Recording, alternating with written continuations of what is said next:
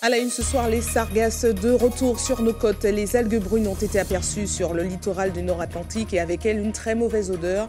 Un dispositif de surveillance a été mis en place par l'ARS.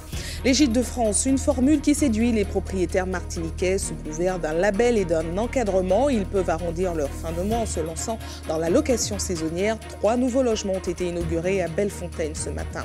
J-3 avant le coup d'envoi de la 19e édition des Boucans de la Baie. Le show pyrotechnique sera précédé cette année d'un hommage à Tiraoul. L'artiste Victor O conclura la manifestation. Et puis, ne manquez pas nos idées de tenue pour vous démarquer pendant ce réveillon du Nouvel An.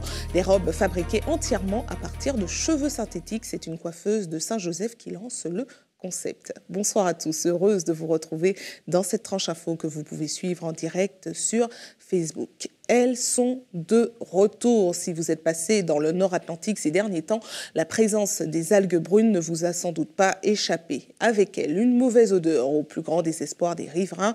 Une situation prise très au sérieux par l'ARS qui a mis en place une procédure de surveillance des zones sensibles. Reportage de Guillaume Bacoul. Une invasion qui n'en finit plus. Vague après vague, les sargasses ont de nouveau pris d'assaut les côtes du Nord-Atlantique et avec elles leur cortège de désagréments, une fois l'algue brune décomposée. Le problème est que nous avons ça dormi à la marina. Regardez comment ça a dormi. Les gars dormi là, quand ils étaient stables là, donc ça veut dire, les gars étaient comme ça là, ils n'ont pas brûlé, donc ils ont mort les quoi. Et puis les gars ont l'odeur même arrêté, toute bagaille même toute frigidaire, toute bagaille léo. Qui voulait parler ou bien accepter. Ça peut faire, mais celui qui tire, il va tirer, c'est que même pas il a tiré. Et la Martinique n'est pas la seule touchée. Issue du Brésil, le phénomène serait une conséquence directe de la déforestation et de la culture intensive. Il ne devrait pas faiblir dans les petites Antilles. En mer, vous avez des volumes d'intrants chimiques, donc des nitrates, etc., qui vont favoriser le développement algal. Et comme ce développement algal est important, ces algues croissent et ensuite sont mobilisées vers, vers les petites Antilles. C'est un phénomène malheureusement auquel il faut que nous nous habituions parce que les images satellites montrent d'importantes nappes de sargasses, particulièrement au large du Brésil. Et du fait du courant des Guyanes, qui est un courant qui remonte vers les petites Antilles, nous aurons et nous accueillerons, si j'ose dire, dans les jours et les prochaines semaines, d'importants volumes de sargasses. En réaction, l'ARS a mis en place depuis 2016 un réseau de surveillance des côtes atlantiques. Une dizaine de capteurs contrôlent quotidiennement les concentrations de gaz H2S, mais aussi d'ammoniac. Ces capteurs sont essentiellement placés aux endroits, essentiellement sur la côte atlantique, dans les zones de population dense, là où on retrouve des algues sargasses, mais également sur des sites que l'on estime sensibles, à savoir au niveau des écoles, des crèches, des hôpitaux. Si on voyait un dépassement d'un seuil d'alerte qui est de 1 ppm, on relaie cette information à la préfecture qui va ensuite relayer cette information aux communes de façon à ce qu'elles puissent mettre en œuvre des opérations de ramassage des algues dans les meilleurs délais. Apprendre à vivre avec les sargasses, tout en gardant le phénomène sous surveillance, les Martiniquais vont devoir s'adapter, à l'instar de leurs voisins caribéens ou brésiliens. En attendant, au Marigot, la municipalité a annoncé un nettoyage du port dès demain. Au chapitre social, un protocole de fin de conflit a été signé aujourd'hui entre les syndicats CDMT, CGTM et le PNM. Louis Boutrin, président du PNM, a reçu le personnel gréviste et leurs représentants ce matin après 77 jours de grève. Les accords convenus sont l'assurance que les agents grévistes ne seront victimes d'aucune sanction directe ou indirecte du fait de leur participation au conflit. L'ARACT, ou l'association des médiateurs, sera missionnée pour intervenir sur l'amélioration des conditions de travail et un comité paritaire de suivi sera mis en place pour la vérification de l'application de l'accord. Toujours au chapitre social, un préavis de grève a été lancé par le syndicat FO pour le centre Emma Ventura. Il prendra effet demain. Le personnel dénonce un manque de moyens pour travailler, pas assez de personnel, pas de matériel tel que des couches, des gants ou des toilettes à l'aise, ou des gants de toilette, pardon, et ou des alaises pour les pensionnaires. Une suspicion de gale dans les services de soins ainsi que l'absence de véhicules pour la structure depuis le départ du directeur ont été signalés. 43 070, c'est le nombre de demandeurs d'emploi recensés en Martinique le mois dernier. Un nombre plutôt stable sur 3 mois avec 10 personnes de moins sur le trimestre.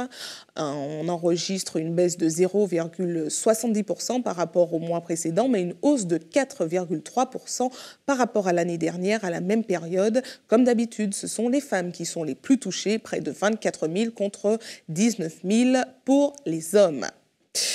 Et parmi les pistes pour arrondir les fins de mois, les propriétaires peuvent se tourner vers la location saisonnière. 3 nouveaux logements ont été labellisés Gîtes de France ce matin à Bellefontaine et ce sont les premiers de la commune, une formule qui semble faire de plus d'adeptes en Martinique. Voyez ce reportage d'Anaïs Gall. Dans la Caribbean House, il flotte comme un air de vacances. Maha et sa famille font partie des premiers vacanciers à profiter du gîte, une formule de séjour plus adaptée à leurs attentes. On explore, on peut aller au restaurant le midi, mais le soir et puis le petit déjeuner, c'est beaucoup plus pratique avec les enfants. C'est la Villa Panama. Ici, un premier appartement indépendant d'une 50aine de mètres carrés. Vous avez la pièce principale avec la cuisine et le bar. Voilà, tout est équipé. Et juste en face, les T4 et T5 prévus pour accueillir les familles. Pour les propriétaires, le label Gîtes de France est un gage de qualité et de visibilité. C'est un label connu notamment des Français et des Européens. Et cette clientèle nous intéresse aussi, même si aujourd'hui, le plus gros de notre clientèle vient de la Caraïbe et des États-Unis. Avec l'ouverture de ces 3 hébergements, la commune de Bellefontaine accueille son premier gîte référencé, une localisation assez isolée dont Sandra sait vanter les atouts. Saint-Pierre, et il faut le savoir, est la ville la plus visitée ou alors la 2e ville après Fort-de-France, mais il me semble que c'est la ville la plus visitée compte tenu de son histoire, de la montagne Pelée. Donc déjà c'est un atout pour nous. Ensuite, Bellefontaine en particulier est un écrin extraordinaire puisque vous avez ces impressionnantes montagnes qui plongent dans la mer des Caraïbes et je peux vous assurer que le paysage est magnifique. Et pour quelqu'un qui recherche à la fois de la détente, de l'apaisement et en même temps qui veut avoir du fun, c'est un lieu idéal. On a un spot de plongée avec cette petite plage de fond bouché. Donc c'est vraiment très bien. À Rivière-Salée, cette maison a déjà accueilli de nombreux clients. Christiane a ouvert son gîte il y a plus de 10 ans. Pour adhérer au label national, elle reverse 19% de ses commissions à l'organisme qui prend en charge les formalités. Ça offre un avantage de n'avoir pas à gérer de l'administratif et puis simplement, il vous gère les réservations et le moment venu, vous touchez ce qui vous revient après qu'ils aient déduit leur indemnité plurielle. Lancés en 1976 à Sainte-Luce, les Gîtes de France ont depuis fleuri dans toute la Martinique. Aujourd'hui, environ 160 locations sont labellisées, malgré une concurrence de plus en plus difficile à contrer. Beaucoup de personnes savent ou ont compris que le marché était porteur, c'est-à-dire le marché de l'hébergement chez l'habitant, en meublé de tourisme. Donc beaucoup louent, beaucoup de personnes louent, ce qui n'est pas illégal. Mais nous, au niveau de notre label, nous sommes obligés de faire preuve d'imagination, de performance, d'améliorer notre site internet, de faire de la communication pour inciter les actuels propriétaires, mais éventuellement les nouveaux, comme c'est le cas aujourd'hui, à venir nous rejoindre parce que la marque est une marque de qualité nationale, voire internationale, qui est connue et qui est un gage d'accueil, de responsabilité et surtout de convivialité. Un défi que Sandra et Christiane ont choisi de relever. Chaque année, près de 5000 touristes choisissent les hébergements Gîtes de France sur notre île. Restez avec nous à suivre dans cette édition. Nous parlerons du budget primitif de la région de Guadeloupe qui a été voté ce matin en séance plénière. Sur 500 millions d'euros, 200 seront consacrés à l'investissement. Et puis la Coupe de Noël de voile a commencé aujourd'hui sur le site Canela Beach en Guadeloupe. Les régatiers, dont une équipe de Martinique, s'affronteront durant 3 jours. Mais avant, revenons sur ce scandale de lait infantile contaminé au salmonelle. Un cas a été recensé en Guadeloupe aujourd'hui. Il s'agit d'établir les responsabilités dans cette affaire. Voyez ce reportage de nos confrères de la TV Guadeloupe. Dans cette pharmacie, plus de lait premier âge Picot. Les consignes des autorités sanitaires ont été respectées. Retrait massif donc et une suspension de commercialisation du produit. pour jeunes enfants fabriqués par le groupe Lactalis. Ce que le laboratoire a fait, c'est que tout d'abord, il y a Pepti Junior de chez Pico qui a été retiré. Le laboratoire nous a envoyé un mail, nous a envoyé un fax. La NSM, donc l'Agence du médicament, a envoyé également. Donc on a retiré déjà ces lots tout d'abord. On a contacté les patients qui avaient eu ces lots grâce au logiciel. On peut savoir qui a eu quoi, afin de vérifier qu'ils n'avaient pas eu les lots incriminés. Et donc ensuite, les gens nous ont ramené leurs lots. On a renvoyé les lots aux fournisseurs. Et voilà. Et ensuite, par la suite, ça a été élargi tout le reste de la gamme de Lactalis. Donc on a fait exactement la même chose. Ici, près d'une dizaine de boîtes de lait infantile ont été rapportées et viennent s'ajouter à la trentaine qui composent le stock de la pharmacie. Partout en France métropolitaine et les dom-toms. C'était vraiment une action complètement générale. Mais le fait qu'on puisse justement suivre tout ça, ça met quand même une certaine confiance dans la gestion du médicament et des produits de santé. Donc j'étais plutôt rassuré de savoir que même chez eux, une fois vendus, les produits, on sait où ils sont et qui les a eus. Face à ce scandale sanitaire, les grandes distributions sont aussi concernées par les mesures sanitaires. Elles doivent également retirer des rayons les lots de lait infantile contaminés. D'après l'autorité de surveillance Santé publique France, 35 nourrissons présentant une salmonellose ont été détectés après avoir ingéré le lait contaminé. En Guadeloupe, on dénombre de cas et des plaintes ont été déposées. Nous restons en Guadeloupe où, contrairement à chez nous, le budget primitif de la région a été voté aujourd'hui. Un peu plus de 500 millions d'euros, dont 200 seront consacrés à l'investissement et 300 pour le fonctionnement. Explication d'Yvan Lemar. 505,11 millions d'euros, c'est le montant global du budget primitif 2018 présenté par Harry Chalus.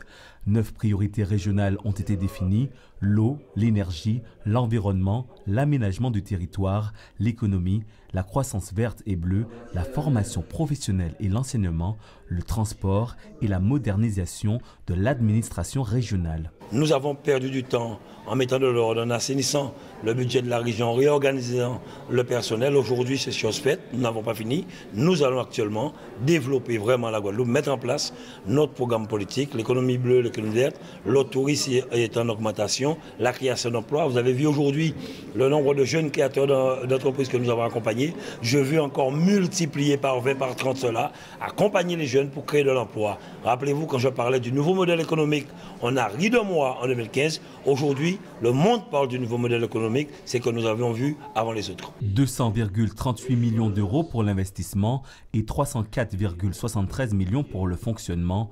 Un choix dénoncé par l'opposition qui s'est abstenue lors du vote de ce budget. Je pourrais simplement dire qu'après pratiquement 12 années d'inertie, avec une région où financièrement il y avait des moyens, on se rend compte que l'économie guadeloupéenne n'a pas été suffisamment aidée par cette région.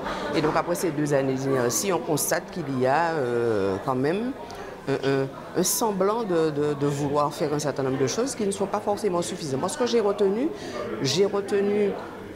que l'investissement est vraiment en deçà par rapport au fonctionnement. Un investissement pas suffisamment, disons, répondant aux besoins de la population, parce qu'on a besoin d'avoir des chantiers, on a besoin de la commande publique, on a besoin que le BTP fonctionne, mais on se rend compte qu'en fonctionnement, eh bien, c'est plus de 100 000 euros. Durant cette plénière, la répartition de la taxe spéciale sur le carburant prenant en compte le jugement du tribunal administratif de Basse-Terre suite au recours du conseil départemental a été adoptée, comme les autres points, à l'unanimité. De retour en Martinique, le réveillon du Nouvel An approche et le rendez-vous proposé par la ville de Fort-de-France depuis 19 ans. À la même période se préparent les boucans de la baie. La manifestation qui se tiendra ce samedi 30 décembre a été présentée en conférence de presse ce matin. Au programme, un show pyrotechnique qui commencera avec un hommage à Tiraoul avec une conclusion en musique également avec Victor O et ses invités. Voyez les précisions recueillies par Guillaume Bacoul. Depuis un mois, nous sommes sur le pont pour que les choses se passent bien dans la soirée du 30. Donc c'est vraiment une affaire qui n'est pas simplement un feu, mais qui touche des restaurateurs, qui touche des entreprises de sécurité, qui touche des entreprises qui organisent les spectacles. Et donc il y a une quarantaine d'entreprises directement concernées pour la soirée du feu, plus toutes les entreprises comme les restaurants qui sont impactés en second lieu, quoi, qui n'organisent pas, mais qui bénéficient Et nous savons que tout autour de la ville, il y a des soirées organisées à partir des points de vue, d'où l'on peut voir les feux. Il y a des soirées qui sont organisées. Le risque zéro n'existe pas. Et c'est bien pour ça qu'il existe des diplômes, Il faut maîtriser le feu d'artifice. Le feu d'artifice, ce n'était pas uniquement. Alors beaucoup de gens en font chez eux à Noël avec des petits produits artisanaux ou avec du bambou. Enfin bon, il y a plein de possibilités. Mais là, on est comme sur de la poudre noire. Bon, moi, j'ai heureusement de la maîtrise, mais depuis déjà 1992, je fais du feu. J'en faisais un peu plus de 150 par an il y a quelques années. Bon, maintenant, on est redescendu à plus d'une quarantaine de feux à peu près par an. Hein. Mais c'est pour vous montrer que, avant de se dire artificier, moi, j'ai quand même aidé et monté beaucoup de feux avant de devenir artificier. Un moment festif au programme en cette période de fin d'année qui est synonyme pour bon nombre d'entre vous de joie et de partage. En revanche, pour certains, c'est l'heure du bilan. Certains proches mentent à l'appel et un sentiment de déprime peut s'installer.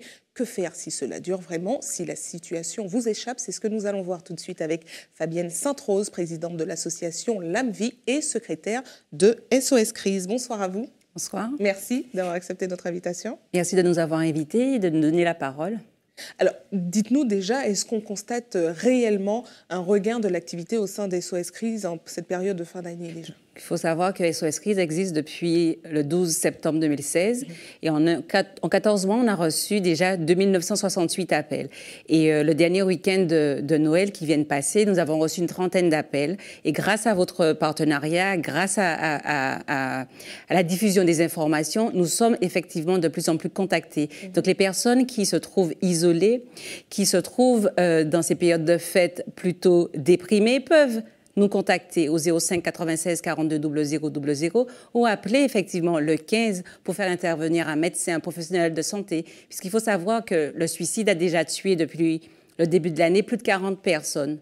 D'accord? Nous avons aussi une jeune fille de 12 ans qui s'est aussi donné la mort. Donc la question du suicide et de la souffrance psychique, il n'y a pas de trêve pour les fêtes de fin d'année. Alors, à partir de quel moment doit-on vous contacter? Est-ce que c'est dès qu'on a un petit coup de déprime ou il faut avoir des idées suicidaires? À partir de quel moment on peut orienter quelqu'un vers vous? Il faut savoir que nos écoutants ont été formés au repérage de ces trois types de crises. Des crises psychosociales qui relèvent de souffrances liées à des ruptures amoureuses, un licenciement, un divorce qui tourne pas très bien, des crises psychotraumatiques, donc des souffrances liées aux souffrances suite à des accidents de voiture ou à des tentatives de viol, à des viols, ou des prises d'otages, des braquages. D'accord? Ou bien les crises psychopathologiques. Donc, toutes les personnes qui souffrent de dépression, des personnes qui boivent plus que d'habitude, qui fument du cannabis, des personnes qui souffrent de schizophrénie, de troubles bipolaires, peuvent nous appeler. Et leurs familles aussi.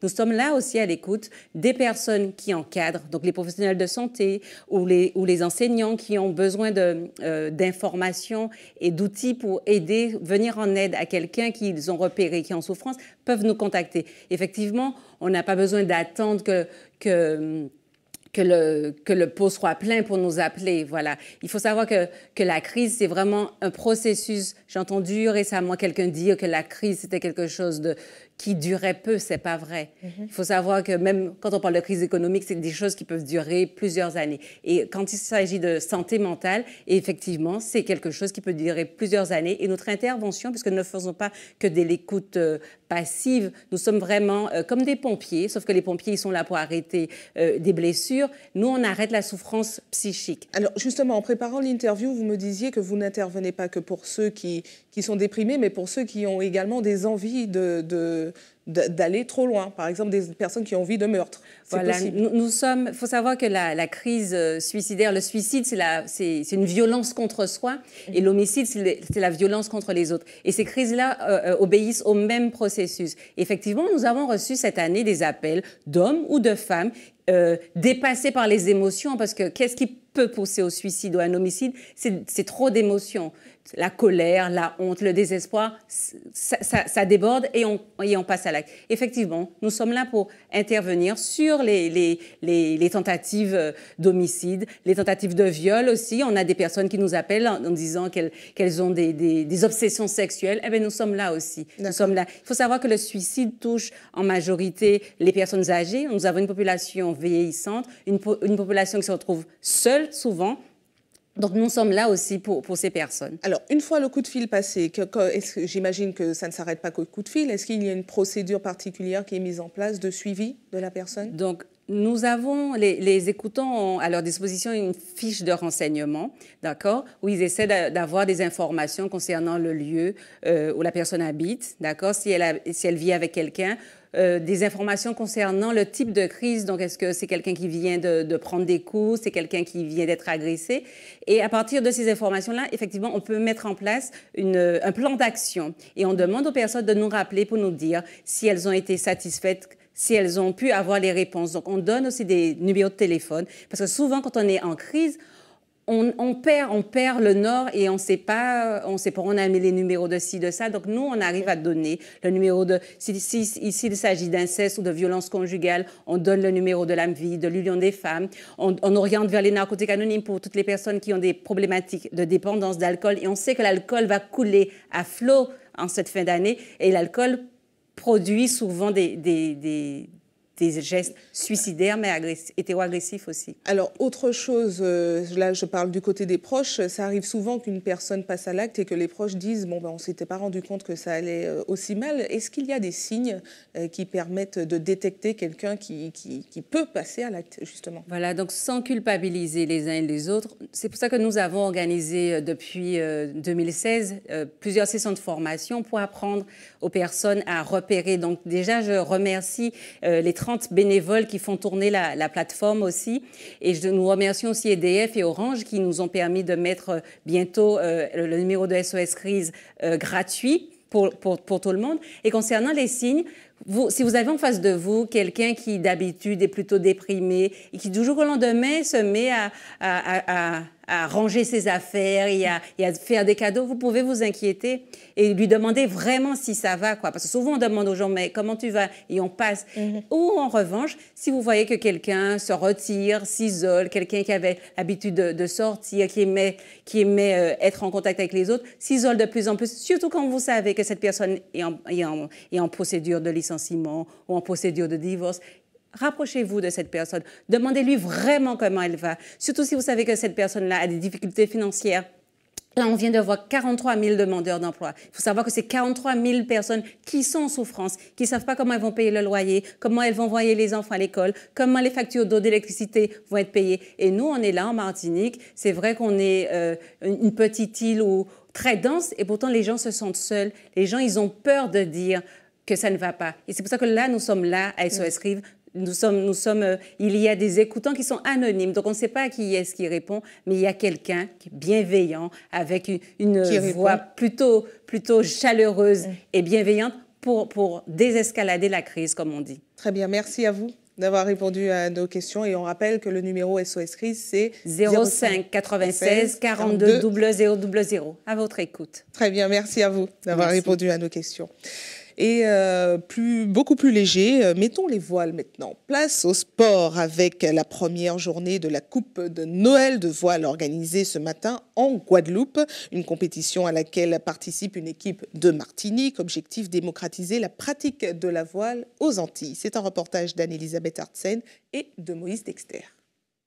63 participants pour 3 catégories ont largué les amarres pour la 7e édition de la Coupe de Noël, cette régate caribéenne de voile légère. Et cette année, nous avons des gens de Saint-Barth, des gens de Martinique et Guadeloupe. Donc les meilleurs sont là et ils vont se bagarrer pendant 4 jours. On est parti en optimiste, laser et planche à voile. On a eu 5 ou 6 éditions pendant les vacances de la Toussaint. Et on est revenu pendant les vacances de Noël parce que c'était une période plus favorable pour les compétiteurs puisqu'il n'y a pas de régate en ce moment en métropole. Donc ça permet de faire une régate et de se confronter en en intérim. Ça augmente d'année en année. La Coupe de Noël fait son chemin et on espère bien avoir une centaine de concurrents d'ici 2 ou 3 ans. Parmi les participants, la Martinique et ses 19 compétiteurs. La sélection fait le déplacement depuis une dizaine d'années. C'est l'occasion pour nous de faire en sorte que les jeunes se confrontent à d'autres régatiers de la Caraïbe et éventuellement de métropole. C'est parce que dans l'année, il y a 2 manifestations comme ça interligues. C'est celle du Gosier, donc la Coupe de Noël, et la Semaine nautique de Shellshare. Donc nous sélectionnons les meilleurs jeunes qui vont participer donc, à ces régates en vue de la préparation pour notamment des régates de niveau supérieur, dont les championnats de France entre autres. Cette Coupe de Noël intergénérationnelle permet à ces compétiteurs de 7 ans à 40 ans d'acquérir de l'expérience tout en échangeant avec les îles voisines, de quoi se préparer au mieux pour les championnats de France. Plus proche de vous, place tout de suite à notre JT des communes.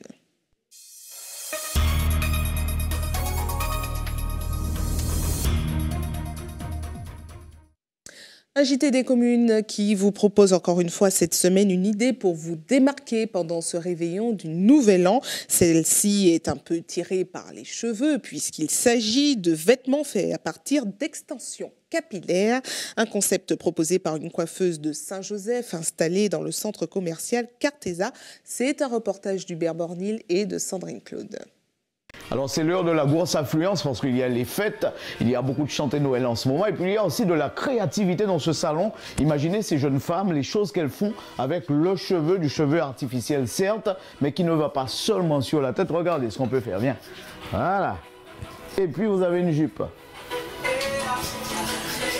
Valérie Jean-Louis a embrassé la carrière de coiffeuse depuis très longtemps, mais il y a seulement 2 ans qu'elle s'est installée dans le centre commercial. Avec ses collègues, elles ont constitué une vraie équipe, non pas de drôles de dames, mais en fait des professionnels qui se battent pour sauver leur emploi. Alors, histoire de réagir face à la morosité ambiante, elle lance une animation basée sur les cheveux. On veut montrer qu'à partir des cheveux, qu'on peut tout faire en fait, notamment les vêtements, comme vous voyez ici. Donc, le cheveu, il se travaille sur tout, sur le chapeau, confectionner les vêtements. Un show coiffure mode pour booster la clientèle originale, tout comme le matériau utilisé du cheveu synthétique. C'est comme un vêtement de tous les jours, donc voilà, je le porte bien. Ça ne pique pas? Non, non, c'est agréable, ça va.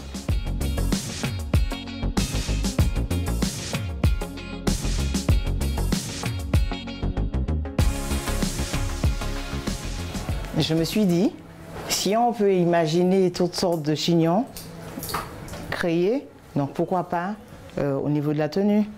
Donc si au niveau des cheveux on peut faire un chignon, on peut élaborer avec les mèches, donc pourquoi ne pas compléter tout le corps. Elle est loin l'époque du faux chivet. Aujourd'hui, le cheveu synthétique fait sa révolution. Désormais, il se porte sur tout le corps.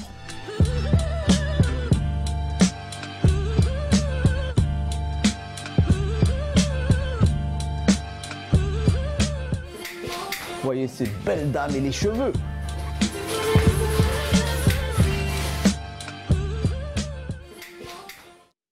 Et il s'en est fallu d'un cheveu pour qu'Hubert Bornil teste ses tenues. Information pratique avant de refermer cette édition à l'attention de ceux qui souhaitent faire un don de sang demain. Notez qu'un camion de l'EFS sera stationné de 8h à 13h à Rivière-Salée sur le parking du quartier Lafayette à l'entrée du bourg. Et puis comme chaque jour ouvré, une équipe sera également à votre disposition de 9h à 16h à la maison du don au CHU Pierre Zobda-Ketman au quartier Laménard à Fort-de-France. Et c'est la fin de votre journal local et régional. Mais ne bougez pas, la tranche info continue. On se retrouve dans une poignée de secondes avec Régine Germani en Tchèque. A tout de suite.